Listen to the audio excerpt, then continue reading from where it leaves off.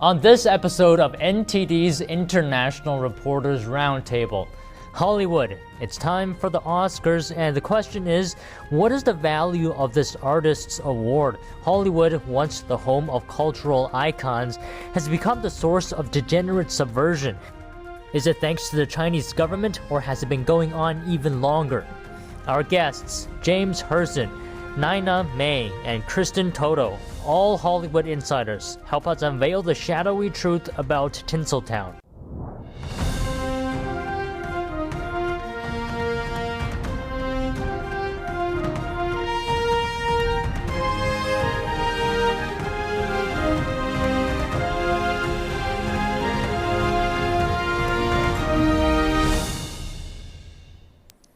Welcome to NTD's International Reporters Roundtable. I'm your host, Don Ma. Our conversations bring together journalists and experts from around the world. They help us uncover hidden information and details of conflicts, alliances, and connections in a deep dive discussion. Today, we're talking Hollywood. The Oscars are among us, the night where the Academy of Motion Pictures presents its most prestigious award.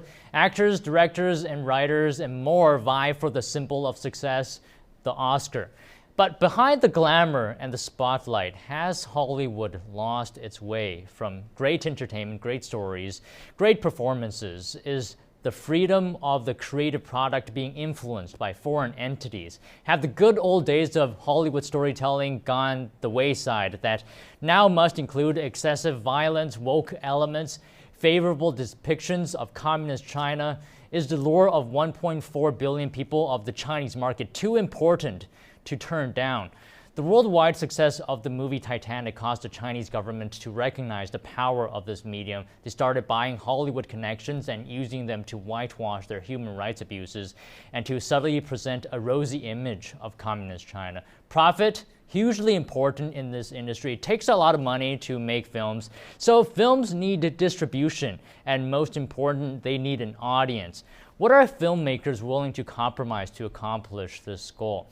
Furthermore, how long has this been going on? From 1934 to 1968, the Hays Code was in effect. It spelled out what was unacceptable content in motion pictures, such as coarse language, violence, and nudity. Moviegoers and their families knew exactly what they were in for when they were going to see a film. In the late 60s, this code eroded and door opened to degeneracy. How has this shaped the society of today, where films is at our fingertips? Hollywood's influence is powerful. So let's go behind the scenes and uncover the truth. Our guests, all Hollywood insiders, will provide insight into Tinseltown. And now it's time to meet our panel.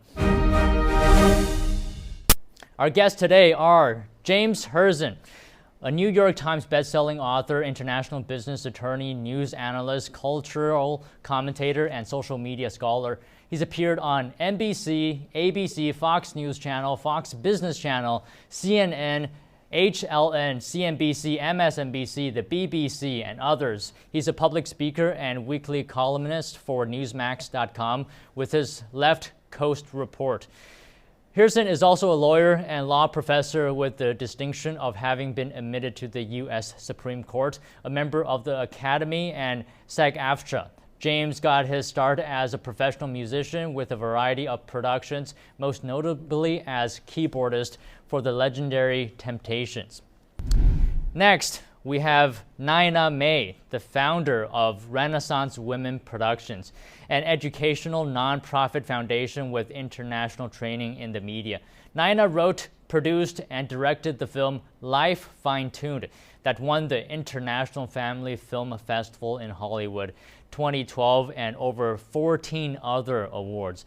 Nina has testified before the United Nations General Assembly and Senate Foreign Relations Committee and worked with several countries establishing exchange programs for future leaders. She was president of Nina May Design, specializing in congressional publications for over 150 congressional offices, and she's also the editor of Paradigm 2000 magazine and Renaissance magazine. And we have Kristen Toto, an award-winning film critic, journalist, podcaster, and founder of HollywoodInTotal.com. The right take on entertainment. He's been covering Hollywood from a right-of-center perspective for more than 20 years, including contributions to the New York Post, The Federalist, The Daily Wire, National Review, Outkick, Newsbusters, and more. Christian previously served as an associate editor at Breitbart News and covered the arts at both the Washington Times and the Pittsburgh Tribune-Review. He's also the author of the book Virtue Bombs: How Hollywood Got Woke and Lost Its Soul.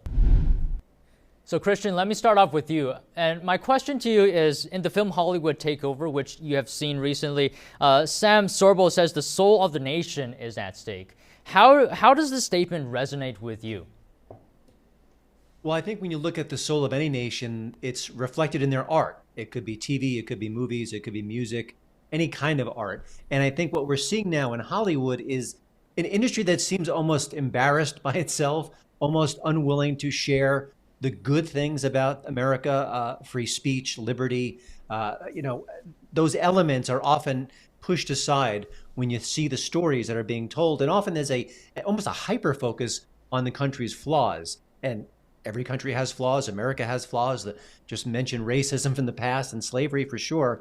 And all these things are fodder for films. But I think that there's this lack in the storytelling of stories that resonate, stories that matter, stories that reflect the best of the culture. And I think without them, there's a bit of a disconnect between the industry and the audience. And I think that's been growing wider in recent years. And Nina, I understand you also have seen this film. So same question to you. How does this statement resonate with you, and perhaps a reaction to what Christian just said? Well, to be honest, I think a lot of it is reflected in the box office. If you look at a lot of the movies that are coming out right now that are nominated for Best Picture for the Oscar, they're horrible. I mean, they're just really, really bad. And so they're not looking at how many people are coming, how much money there's being made. They're looking at it being another notch on their belt of indoctrination. And even if one person sees it and one person's mind is changed, they're successful. It doesn't matter if they spent $1 gazillion on it. That's their underlying goal. Look at the picture that won last year. It was Everything, Everywhere, All at Once or something. It's one of the craziest movies I've ever seen. And I honestly believe that if it had not been for the Chinese backing of this movie, and it is a Chinese movie, that it would not have gotten that kind of support. And it's sort of like The Emperor's New Clothes. We're all going, do you see what I'm seeing? No, I think it's a fabulous movie. No, really, do you see what I'm seeing? It was a horrible movie. And to be honored with the highest award in the industry is a slap in the face to everyone that works hard, diligently, telling a story, trying to be entertaining, trying to get their message out, but without any kind of indoctrination agenda. So we have to be sort of mind our P's and Q's as producers. We need to put our money where our mouth is and not fall into that trap. When we did First Lady, I was very, very careful. It's a romantic comedy. I was very careful not to have anyone know what political party she was from. I was very careful of that because I didn't want someone to go, oh, it's the Republican Party movie. I don't want to have anything to do with it. Or, oh, it's Democrat. I can't believe you did something with the Democrats. So I weaved it in and out, and everyone felt good about it because no one was targeted, no one was slighted, and it worked fine. And James, one thing that Nina is hinting on here, if I may just jump in, is that I've been using this term for a while now. They call it show business, but the business almost has an asterisk next to it because it's often more about promoting the message as opposed to just making a lot of money and making a lot of people happy. So there are films out there that are Oscar nominated that you look at their box office, it can be quite small, but that doesn't matter. If the message is right, that it kind of elevates within the industry. But they really should be trying to broaden their net and appeal to as many people as possible. And James, your reaction? Yes, the soul of a nation refers to the shared values of a nation. De Tocqueville said that America is great because America is good. And the original, call them the founding fathers of Hollywood, the original studio system. You referred to your introduction to the Hays Code. That was reflective of a shared culture of norms. And there were lines that would not be crossed. and particularly when it comes to what was presented to young people, what is presented to children. And not only has Hollywood, has this, we use the term wokeness to describe it. Elon Musk calls it the woke mind virus. It's a contagion, but what it has resulted in is um, forms of media that instead of communicating shared values or following norms are destructive, are actually disruptive, destructive, and evil. And so America's great because America's good. Hollywood is not great because parts of Hollywood have become evil.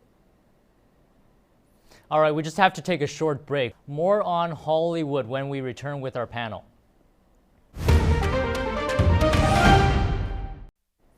And welcome back to NTD's International Reporters Roundtable. I'm Don Ma.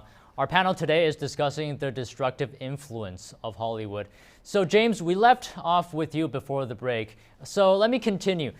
I want to ask you this question, and perhaps I already know the answer. Has Hollywood gotten better or worse over the years? Well, in terms of technical prowess, they've gotten better. In terms of their uh, primary vocation, they've gotten worse. In America, Hollywood always had the greatest storytellers in the world and was our biggest export throughout the world. People discovered American culture through exports of Hollywood entertainment media. And because of the fact that the storytellers, first of all, believed in the foundational principles of storytelling, took their cues from the Greek tragedies and from Shakespeare, and stuck with stories that resonated with human beings because we are created to resonate to stories. And we always loved stories. Before there was Hollywood, people told stories. So Hollywood deviated from its primary vocation of seeking art that would uplift, entertain, create joy, create beauty, to what it is today, which has become an agenda-driven, um, a anti-freedom kind of milieu that affects the creators of the media most of all. I interface with writers are the most miserable people on earth, the writers in Hollywood, particularly comedy writers, but all writers, because they're handcuffed by these rules, some written, some unwritten, and they no longer can have that freedom of brainstorming that allows the great product to be created. And James, before the break, you said something that caught my attention. You said Hollywood is evil, and I'm sure you don't say that lightly. Would you like to elaborate? I said, well, I want to be clear, not all of Hollywood is evil, but a significant part of Hollywood. And to elaborate on that, we have to bring up, unfortunately, the biggest entertainment company in the history of man, the biggest entertainment company in the world. So goes Disney, so goes Hollywood. And Disney was past tense, not only an incredible brand, but an incredible business. Christian referred to that business with an asterisk.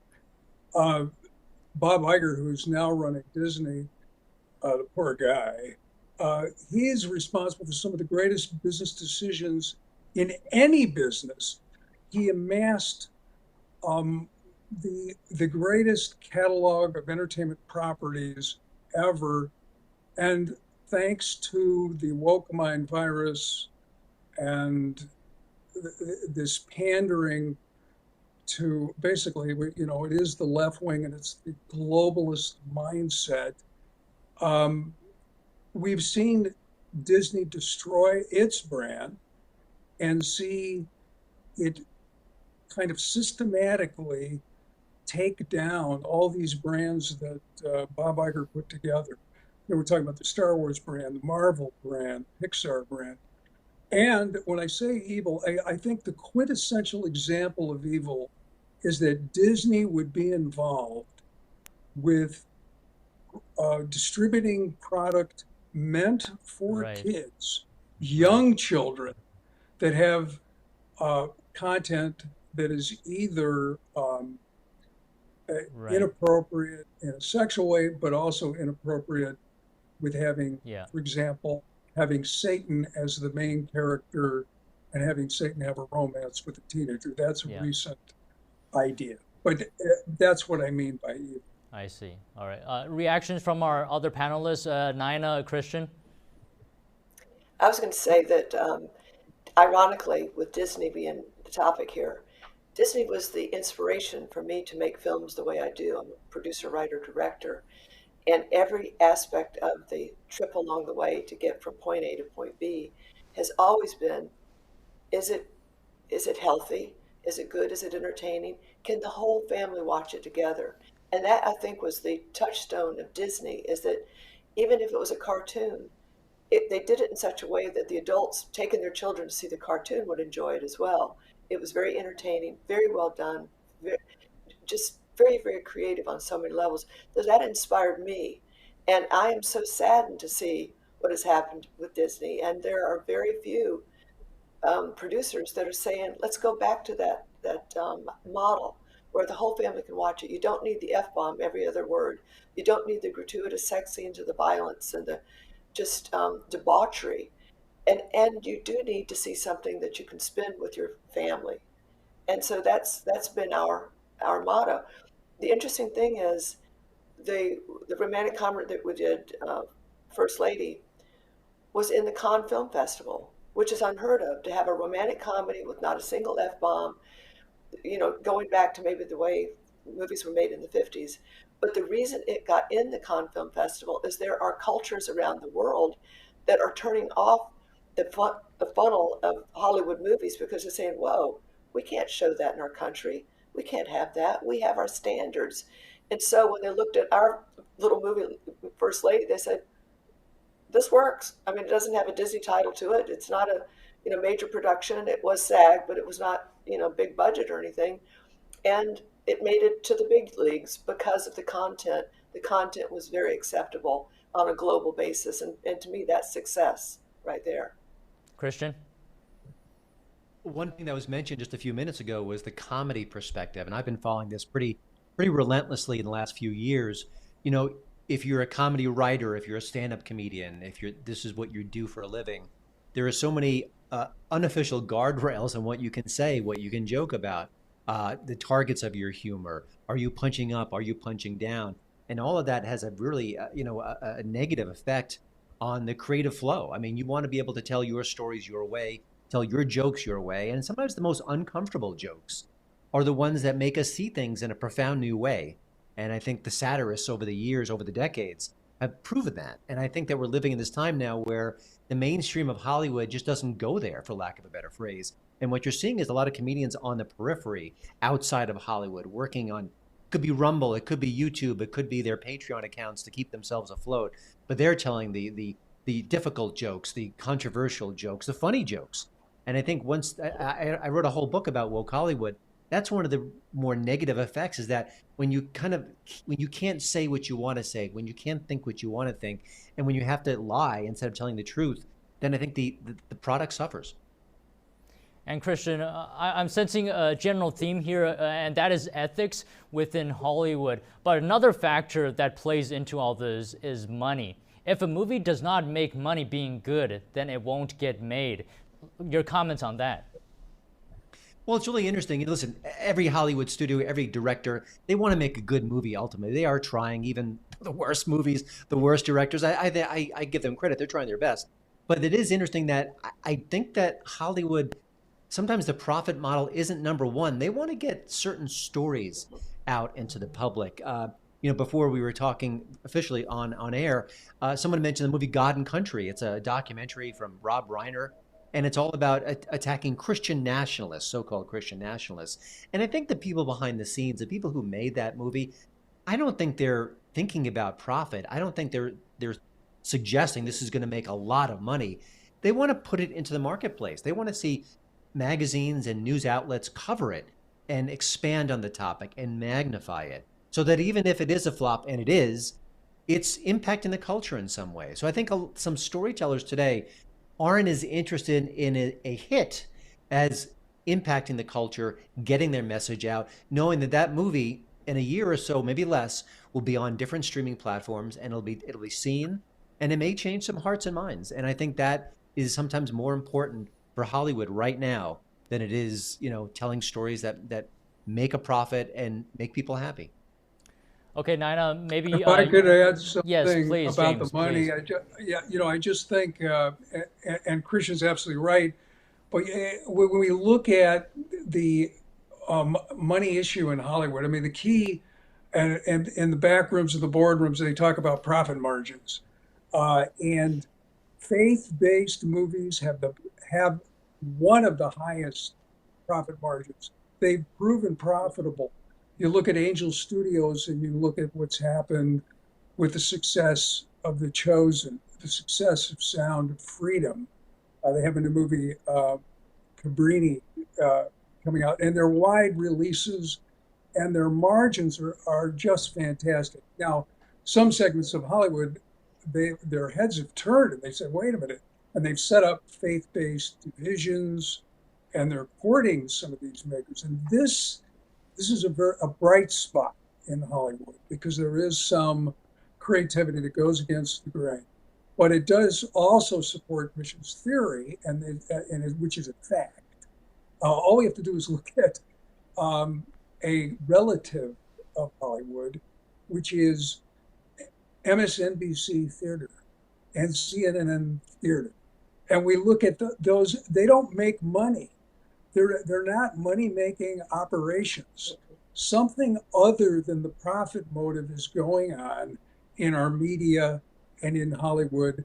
And a big part of it is, in fact, inserting agenda-driven content into product.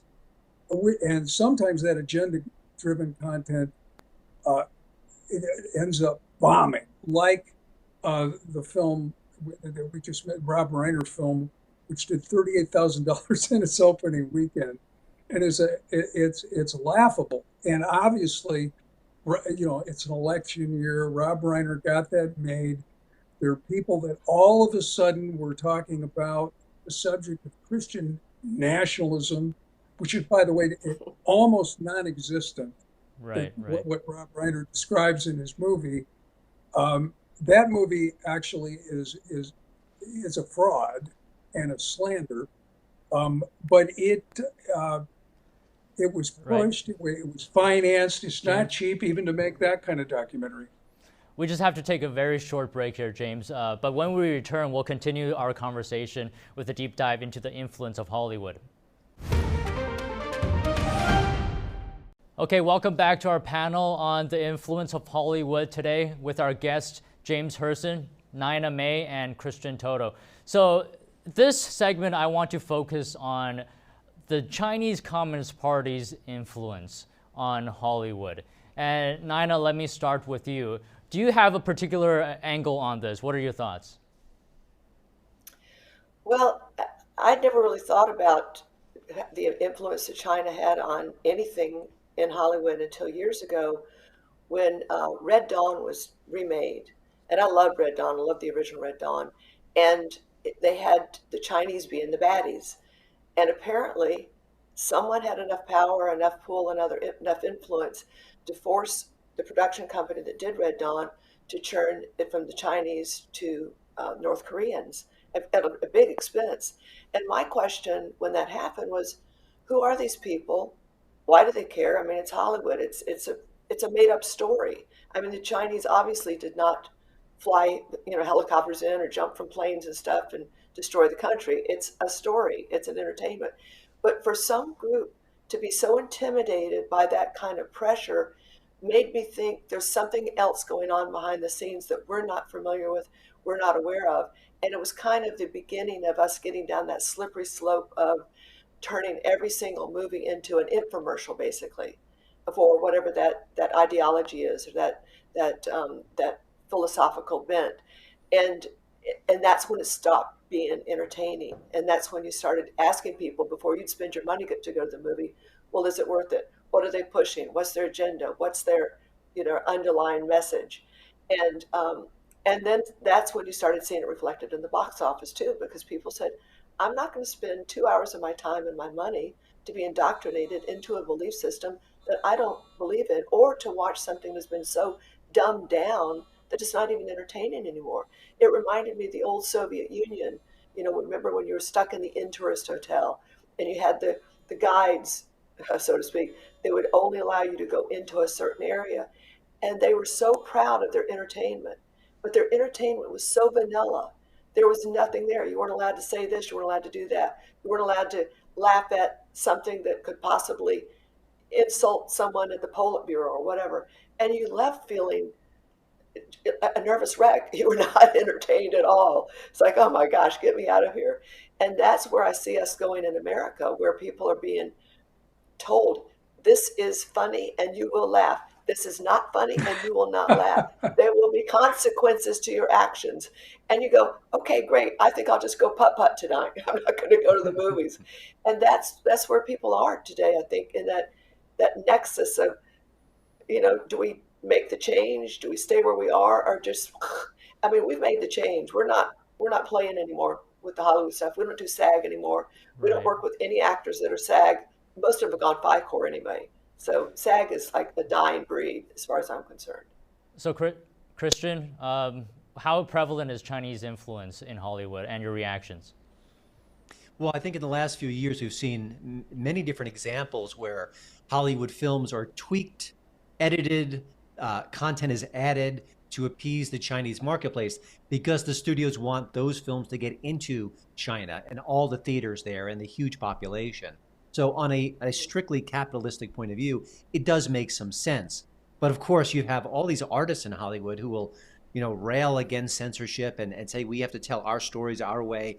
And yet, when it comes to getting their movie in China, they'll snip here, they'll snip there, they'll add this, they'll add that, Right. and Yeah. it's a complicated issue, and it's ironic because China, the Chinese government, wants to make movies that are very propagandistic, that extol the values of China and the culture. Yeah. And then back in Yeah. America, it's the opposite, where filmmakers are almost afraid to say, "Yeah, this is a pretty good country. Maybe we should Yeah. amplify the reasons why." Yeah. And so there's an interesting Yeah. dance going on there. And James, what are Exactly. your thoughts? Well, people that run tyrannies have always been enamored with Hollywood. Uh, Mhm. Hitler made propaganda films. Stalin put a hit out on John Wayne. This thing with China's been going on for a long time. I think it's, Right. if we focus on a name from the past, there was a top box office actor, hottest actor in Hollywood. I'll tell you his name, you'll remember, Richard Gere. Uh, Mm. Richard Gere disappeared. Why is it that Richard Gere all of a sudden didn't get roles?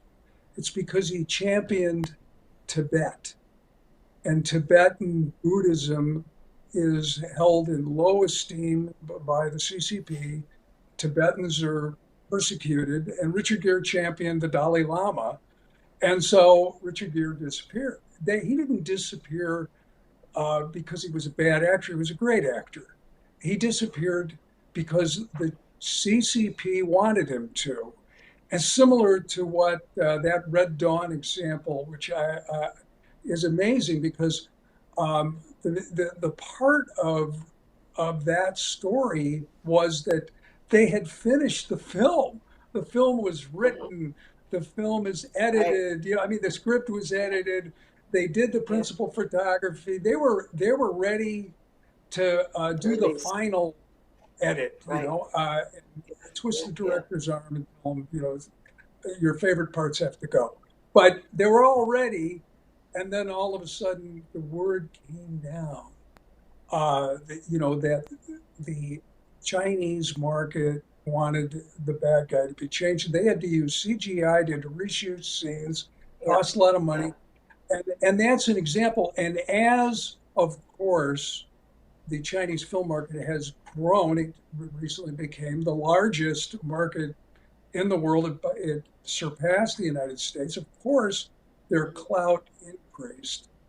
But Xi Jinping is very astute, and he realizes the power of the entertainment business. And so, and he is very active in this country, as we know. And so, the CCP, which really is Xi Jinping, is going to pressure as much as they can and influence as much as they can, then lobby for those kinds of entertainment product, especially when it comes to Japan or even here, that helps their cause, and we see that happening. So it's a very powerful influence, and it's not just, of course, in the business of Hollywood. It's in businesses across the country. Right, right, right. But it's sort of, I was going to say, it begs the question, though, what's the quid pro quo? What is Hollywood getting in return for doing something like that, which costs millions of dollars to change the one army to the other army? What do they get in return? Is it that they're being funded? Is it they have bought property and they're saying, we'll sell this property unless you do what we say? It seems like there's some kind of a blackmail relationship, Well, but what is it exactly? ostensibly, it's access to the market. But again, there's other elements of this that don't quite make sense. It's a good point, and it goes back to what Christian brought up at the asterisk when we talk about Hollywood as a business. Uh, we really don't know the answer, but at least on the surface, it appears to be economics. But And, apparently, and they also will the insert themselves in a movie that will not even be shown in China. They will censor a movie, say you must cut this, must cut that. And the powers that be go, well, but it's not even going to be shown in China. We don't care. We have the power over you. Again, what's that power? Is my question. Christian? Well, as you well, I think said, and they're I think Don referenced this, it costs a lot to make a movie, and they're always seeking fresh uh, cash, fresh money, fresh financing from all over the world. And one of those sources Right. now is China. They want to keep that door open, and Sure. that's the facade of China. We have multiple companies, some of which are traded on the Right. stock exchange, Right. but they're all owned by the CCP. They're all run by the CCP. We just have a And bit of more. We just have a bit of time before we have to wrap up here. Christian, any final thoughts? Yeah, listen, there's two things going on. One is if you get your movie into Chinese theaters, the potential for a box office success it expands exponentially. But in recent years, Chinese filmmakers, the homegrown filmmakers there, have upped their game, have gotten more sophisticated, can make blockbuster-like movies that are very similar to what Hollywood makes. And so what happened is, after Hollywood is essentially sold to China and the government, all of a sudden those movies our movies there aren't making a lot of money.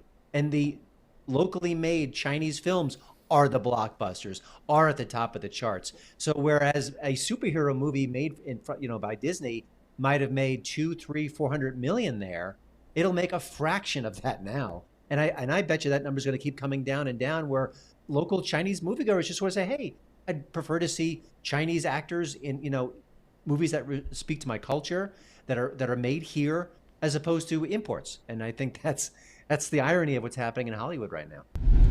And that concludes our discussion today on NTD's International Reporters Roundtable. Thank you very much to all of our guests, James Herzen, Nina May, and Christian Total. All right, we just have to take a very short break. Welcome back to NTD's International Reporters Roundtable. For our last segment today, we are welcoming Tiffany Meyer, NTD Evening News anchor and producer and host of the new NTD film, Hollywood Takeover. She's here to give us the insight into the making of this film. And Tiffany, let me just ask you, the very first question I'm very curious about is, what came to the concept for this film? Why is it so important to make? Well, thanks for having me. I think first off, often people talk about infiltration into the government and education and all that, but it all starts with what's called soft power or culture, and Hollywood is a huge piece of that. And so the Chinese Communist Party has infiltrated Hollywood because movies are very expensive and the China market is very big. So many studios are like, oh, if I can go get a joint venture with China, I can maybe get my film into China. It'll be fantastic. I can make a profit. But in that process, they started censoring to the point that they sacrificed everything that America stands for. And what that does is people go to the films to be entertained, and you don't have your guard up, right? You're just there to be entertained. So whatever message comes across, you start seeing that as what a different country is. So like we think of Russians, we think of, say, the Cold War, the Soviet Union.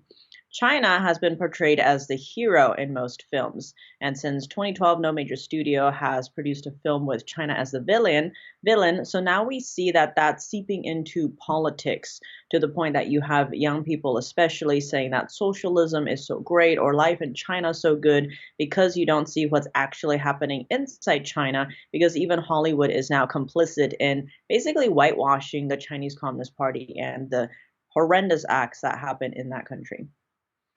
And Tiffany, I understand you just had a red carpet event for this film.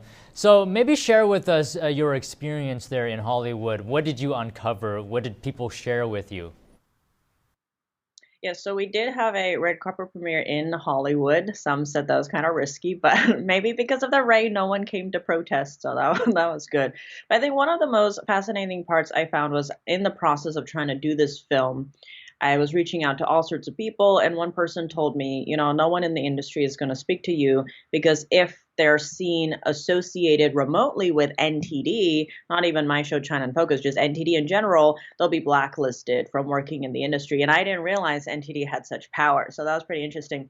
So basically, the people we did talk to were willing to speak to us and had already experienced being blacklisted in the Hollywood industry, but still wanted to tell the stories that they wanted to tell. So like the Sorbos, Kevin and Sam Sorbo of Hercules fame, they started their own studios, Sorbo Studios, and people like that who really want to stick to what Hollywood started out as, the place. Hollywood honestly invented America to the world.